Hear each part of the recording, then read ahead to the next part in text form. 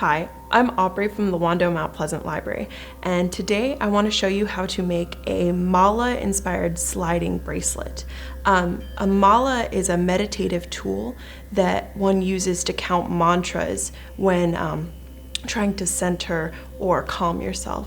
And one thing that's really important about them is the number of beads. So it needs to be in a sequence of 9. And today I'm going to be showing you how to make an 18 bead sliding bracelet that will have some fun little charms, as well as an interesting kind of finished knot, and lava beads as well that you can put essential oils on to help you focus when you're meditating.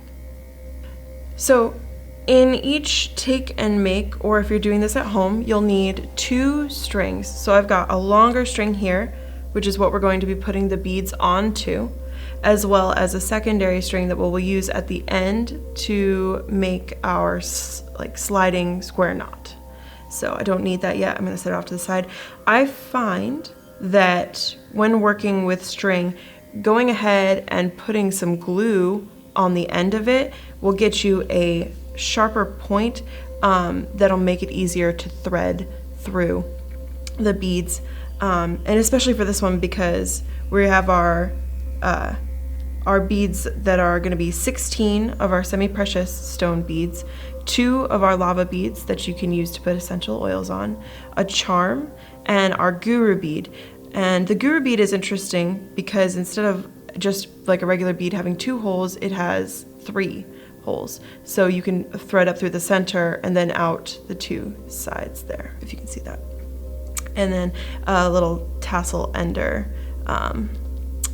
So when you start, you're going to go ahead and on the charm first, thread through the hole. And you want to get your string so that the charm is sitting kind of in the center of your working space.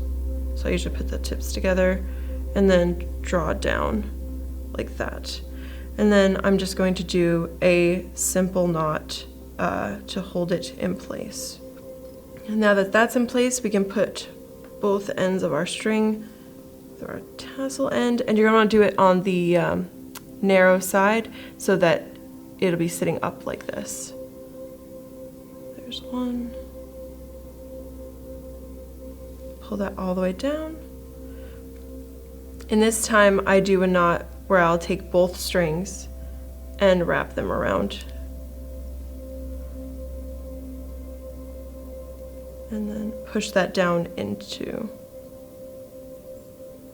the little cap end. I like to hold it with my nail to push down because I get a tighter knot when I'm pulling. Now you can use the guru bead, and what's special about the guru bead is that it has 3 holes. So it's got 2 that go straight across and 1 on the bottom. And you're going to want to feed up through the one on the bottom and then out one side for one string and out the other side for the other. And the guru bead can be difficult to thread, so just take your time and have patience with yourself. It is all part of the process. The thing that's really cool about the guru bead is that it represents our teachers, and so you should never cross over it when doing a meditation. You always turn and go in the opposite direction once you've reached it. And it's supposed to just be a good symbol for all the lessons that you've learned and the people who have touched your life. And there you go, let's thread it through. So now we're gonna move on to our beads, and there's a specific kind of a pattern to do that I've kind of got going on right here. So I'm going to do 3 semi-precious beads, then a lava bead, and then I'll do 5 semi-precious beads to end it off. Most of the take and makes all have the same kind of bead. I only had I think 14 of this howlite, and so I added some other beads on the end for a little bit of flair. Once you've gotten both of your strings through the guru bead, go ahead and do 2 knots just to hold that in place, and try to get them as close to the opening of the guru bead as you can. we're gonna actually be knotting through between every bead on the bracelet, and that's a good thing to do stylistically, as well as if the bracelet for whatever reason were ever to snap, the beads will all hold in place, so you will not be chasing them all around the floor trying to get them back, which is something that has happened to me. Again, you can use your fingernail or even a needle, a sewing needle, if you'd like to try to get that knot as tight as you can and close to the opening. So I'm going to go ahead and thread through my first bead. Sometimes they can be difficult, and this is where you can pull out your threader tool and just put the string into the bottom and feed it through. Depending on the size of your beads, I believe these ones are 6 millimeters. Threading can sometimes be difficult. Don't ever try to force anything. You want to be gentle because you could fray your string and then that weakens it, but it also, you'll get these little frayaways that don't look super great. The whole thing about this is to just have patience and be calm. You want to fill this with good energy because you're going to be turning to it when you want to center your mind, and so you don't want to be harried in any of your movements. Also, at this point, it's a good time to, if you've got a mantra or some type of specific intention, like, I want to be more aware of my surroundings. You can say that as you string these beads and tie these knots and kind of, tie in your intention for what you want this bracelet to remind you of or make you think of, or, draw to your mind when it starts to wander. Now that I've reached 3 beads, I'm going to move on to my lava beads. These are a little bit easier to string, a little bit more forgiving because they are 8 millimeters and so the opening is wider. But they are not as smooth, so sometimes when you stick the string through, it can get caught on the little bubbles of the rock, which is what makes them effective for holding on to essential oils. You also might find, because the openings are bigger, that you might want to do that same double knot that we did on the guru bead, just to get those knots to really hold it in place. So once you kind of get into that, you just continue. So you'll do your 3, then your lava bead, then your last 5, and then go ahead and knot at the end, and then continue that on the other side so you have a mirroring pattern. And then the way that we want to finish is, I like these little kind of Chinese knots here. They're very simple to do, and I'll show you how. When it comes to the length, the further out this is, the longer a tail you'll have on your bracelet, and the shorter it is, the less of a tail.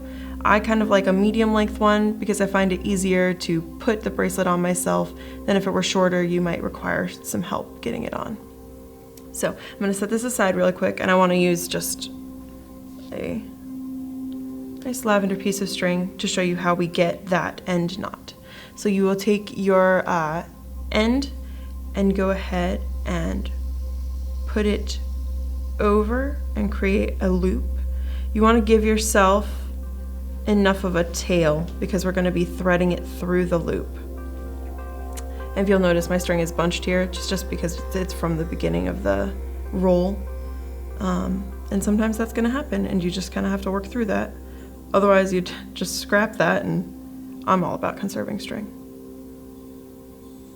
So go ahead, after you've crossed them, put your finger on the X, and you're going to take the tail and loop it behind the string on your left side and over the string on your right. And then I like to kind of secure that in place with my thumb that's holding the string in place and pull it down taut. And then you'll do the same. Sometimes I'll put my finger through the loop to just pull it and over, and then through and over. Again, kind of scoot that string around so you can hold it with your thumb. Through. And you're just gonna go until it feels right. You can have a longer one or a shorter one. It really depends on your preference and how much time you want to spend on it. Just make sure you do want to get that scooted down. So this is kind of what it's supposed to look like under your thumb. And then go ahead and again, place your thumb on there, kind of work the loop around. And then you're going to want to pull on this end of the string. And just pull until you feel it all go in. And then I go ahead and pull this, pull that. And that will give you this kind of latticed knot. Again, you can pull tighter. And so you'll see that on my working one here, and it'll take you a couple goes, but I went a little bit further. I did a couple more times, you know, just depending on how you manipulate the string, it'll give you that kind of oval leaf shape. And then if you want to finish this off, I'm just gonna grab a pair of scissors. You would just cut down close as you want. And then what I did to finish off this one over here was I used some glue. But if you're at home and you feel comfortable, you can always use a lighter and use the heat to kind of melt the string to get it to secure into a knot. But glue works just as well, I find. So the last thing that we need to do is create our sliding knot so we can adjust our bracelet. And for this one, I'd like to use a square knot. So you're gonna have your string underneath, and you need to make sure that when you're looping, it loops around both of them, because sometimes they can slide out. So then you're gonna take your right side, is where I like to start, and place that over. And then you're gonna take the left side, that needs to go over the right side, and then under the two that you're trying to tie together. Then you're going to take this side, and it needs to go through the top of the loop up over the top line here. So through the top of the loop, up, and pull. So you've got it going just like that. And then you're gonna pull both sides, kind of scoot it down. And they're gonna wanna bunch on you until you get a couple done, but just hold them in place and kind of pull that knot tight. And then I go and I alternate sides. So you're gonna go from the left, put that string over, then your right string is going to go over that left working string and under the two you're putting together. And then through the top, like you're going down through the loop, but then pulling up. And then you want to pull. Again, don't let those two that you're trying to tie here together pull up on you like that. Then repeat until you've got one that's as long as you would like. So after you get the number that you want, and I've done a shorter one here, if you're going to use heat, you can just cut the string here and then use that heat to kind of meld it together. I'm gonna go ahead and knot both ends of these because the way I'm gonna finish this off is with glue. So just make sure you don't get any of your tail pieces in there. You just want it to be a simple knot. And then do the same for the other one.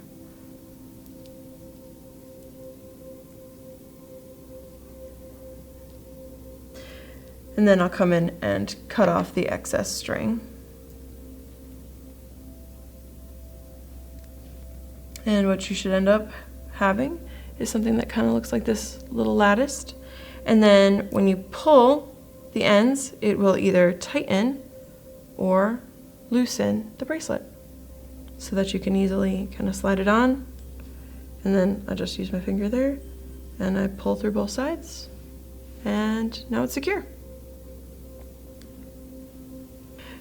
So if this kind of square knot cinch bracelet you find is giving you trouble, something that you can do is you can change up your materials. So I'm just using like regular kind of cord here, but you could also use elastic instead so that you can just knot all the way around and then it'll stretch to fit to your wrist. Is another way. I do highly recommend though always putting the knots between the beads, again for that purpose of if it, you know, splits apart, you don't want to be chasing after them. This is one of the first ones that I made, and I included a tassel. There's a lot of really good tassel tutorials on Pinterest or Google if you want to throw that on for some flair. And then real quick, I just wanted to show you, so with this one I also have the lava beads, and I've got some essential oil here. And what you would just do is take your cap off, I hold the bead and I just put some on, rub it like so, and it's usually good for the day, and it'll have a nice subtle aroma. And there you have it, a bracelet that is great for being able to center your thoughts and get yourself out of your head and calm yourself from sometimes what can be a hectic day. I hope that you had a lot of fun. I love all of these that I've made for myself, and my friends love them as gifts, and I appreciate you spending your time with me today. This is Aubrey from the Wando Library, and thank you.